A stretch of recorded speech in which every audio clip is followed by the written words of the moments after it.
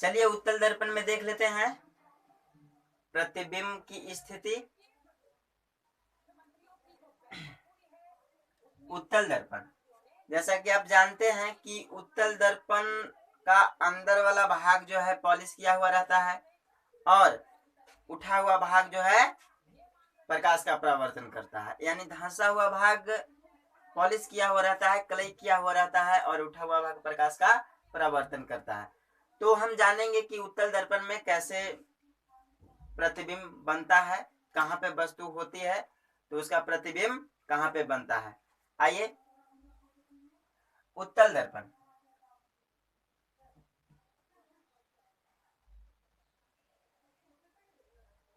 ये कौन सा दर्पण है? उत्तल दर्पण।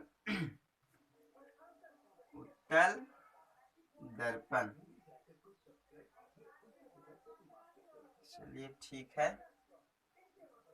इसका अंदर वाला भाग रंगा हुआ रहेगा, इस तरह से कलई किया हुआ है ना। चलिए उसके बाद एक मुख्य अक्ष, प्रधान अक्ष भी इसे कहा जाता है। और ये क्या है? एक उत्तल दर्पण है। ये इसका पी जो है आप, ये ध्रुव है, एफ जो है फोकस है और सी जो है वक्रता केंद्र है। ठीक है। और इधर जो है अनंत है, इन्फिनिटिव। देखिए सबसे पहले हम जानेंगे कि उत्तल दर्पण में वस्तु कितने जगह पर होता है। जैसे अवतल दर्पण में 6 स्थिति होती है उसका, तो उसी तरह से हम देखेंगे कि उत्तल दर्पण में कितने स्थिति पर वस्तु को रखा जाता है और कहाँ उसका प्रतिबिंब बनता है। एकदम धांसू ट्रिक के साथ आप बने रहिए। देखिए ये क्या है? ध्रुव है। ये क्या है? फोकस। ये क्या है? वक्रता केंद्र। और इधर इन्फिनिटिव। चलिए एक चीज हम जान लेते हैं कि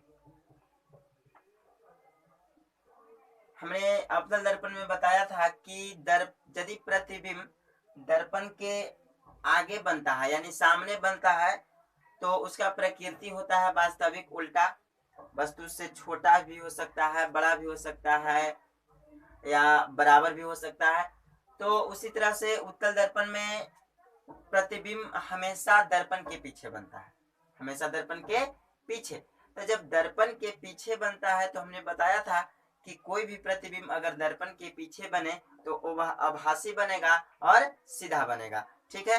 तो उत्तल दर्पण में हमेशा प्रतिबिंब जो है दर्पण के पीछे ही बनता है। अवतल दर्पण में आगे भी बनता है और पीछे भी बनता है, लेकिन उत्तल दर्पण में हमेशा वस्तु कहाँ बनता है?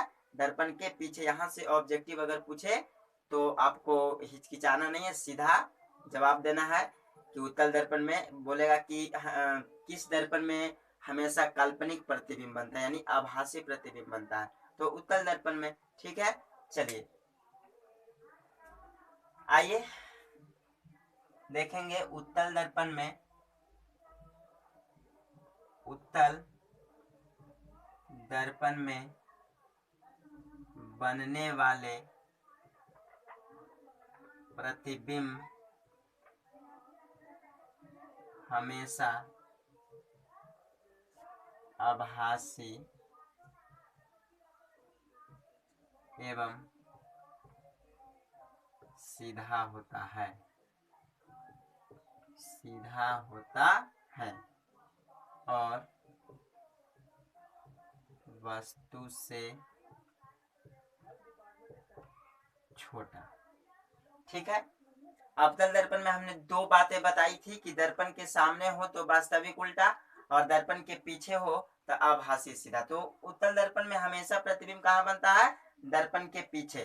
तो जब दर्पण के पीछे बनेगा तो आभासी और सीधा होगा। चलिए अब वस्तु की स्थिति को हम देख लेते हैं। सबसे पहला स्थिति जो होगा वह होगा अनंत पर। कहाँ होगा? अनंत पर। चलिए आइए एक स्थिति में हम रखेंगे वस्तु को अनंत पर।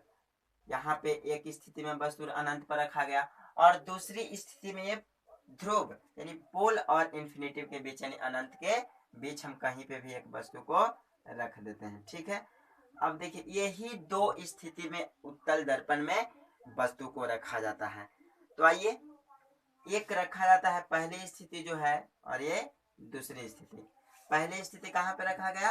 अनंत पर रखा गया, अनंत पर। दूसरी स्थिति कहाँ रखा गया? P और इन्फिनेटिव के बीच यानी ध्रुव और अनंत के बीच ये दूसरी स्थिति में वस्तु को रखा गया। ठीक है, अब उसी तरह से देखिए पहली स्थिति में अनंत पर, दूसरी स्थिति में ध्रुव और अनंत के बीच। तो इसका प्रतिबिंब कहाँ बनेगा? हमेशा दर्पण के पीछे बनेगा। चलिए, पहली स्थिति में जब अनंत पर वस्तु हो तो उसका प्रतिबिंब फोकस पर बनता है। हमने अवतल दर्पण में भी बताया था, उत्तल दर्पण में भी सेम वही है। अवतल दर्पण में भी जब वस्तु अनंत पर रखा जाता है तो उसका प्रतिबिंब फोकस पर बनता है, और जब वस्तु फोकस पर रखा जाता है तो उसका प्रतिबिंब अनंत पर बनता है। ये अवतल दर्पण की बात थी। लेकिन उत्तल दर्पण में भी वही है, जब वस्तु को अनंत पर रखा जाता है तो उसका प्रतिबिंब फोकस पर बनता है। तो ये पहला स्थिति आपको पहला से जोड़ना है। ठीक है, चलिए, और दूसरा स्थिति ये दूसरा स्थिति में हो गया। ठीक है, चलिए, ये नंबर 1, नंबर 2। अब एक से एक को मिलाना है ना? ये अनंत, तो उसका प्रतिबिंब एक पर यानी कहाँ बनेगा? फोकस पर बनेगा, यानी F पर, फोकस पर। ठीक है, फोकस पर बनेगा।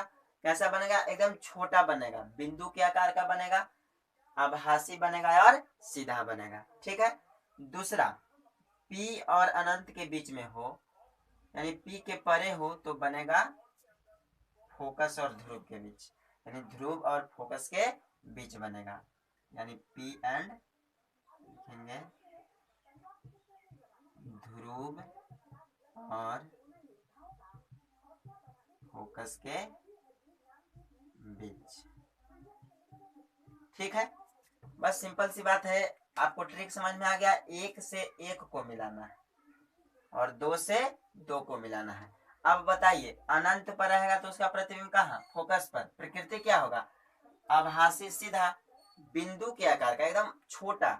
दूसरा ध्रुव और अनंत के बीच होगा, ध्रुव और ये अनंत के बीच होगा तो उसका प्रतिबिंब बनेगा ध्रुव और फोकस के बीच, वस्तु से छोटा। और क्या बनेगा? आभासी और सीधा। तीसरी स्थिति होती है कहाँ?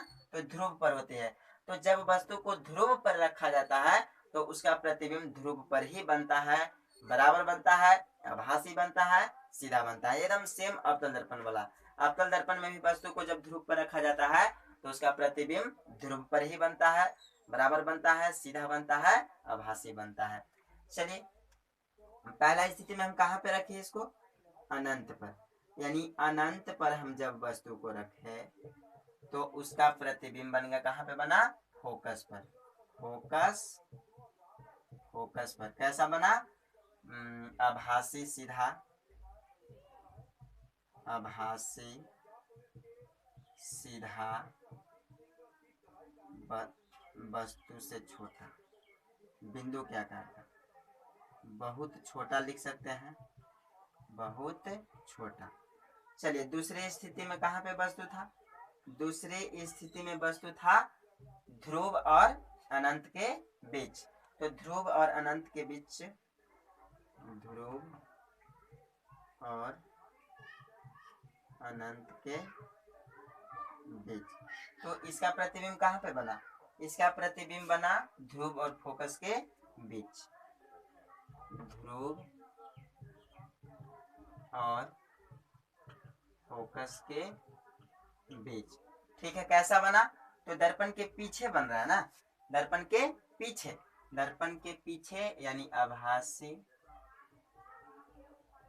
सीधा, वस्तु से छोटा, वस्तु से छोटा।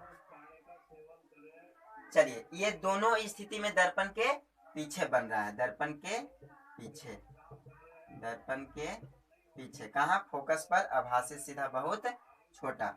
ये भी बन रहा है दर्पण के पीछे ही, दर्पण के पीछे, दोनों स्थिति में दर्पण के पीछे बन रहा है। ठीक है, तो उम्मीद है आप लोग को बहुत ही सरल तरीका से समझ में आ गया होगा कि उत्तल दर्पण में वस्तु की स्थिति और उससे बनने वाला प्रतिबिंब। ठीक है, और यदि आपको किरण आरेख की मदद से समझना है तो उसका एक अलग वीडियो का पार्ट फिजिक्स का रेगुलर क्लास चल रहा है, उसमें आपको मिलेगा, जिसमें आपको टोटल चीज जो है किरण आरेख की मदद से आपको बताया जाएगा कि कैसे हम अनंत पर वस्तु को रखेंगे, कैसे फोकस पर उसका प्रतिबिंब बनेगा, कैसे ध्रुव और अनंत के बीच में वस्तु को रखेंगे तो कैसे उसका प्रतिबिंब ध्रुव और फोकस के बीच बनेगा। तो वो सब के लिए बने रहिए मेरे साथ, और साथ ही चैनल को सब्सक्राइब कीजिए, लाइक कीजिए, कमेंट कीजिए, कुछ प्रॉब्लम हो तो वो हमसे शेयर कीजिए, व्हाट्सएप नंबर डिस्क्रिप्शन में आपको मिल जाएगा।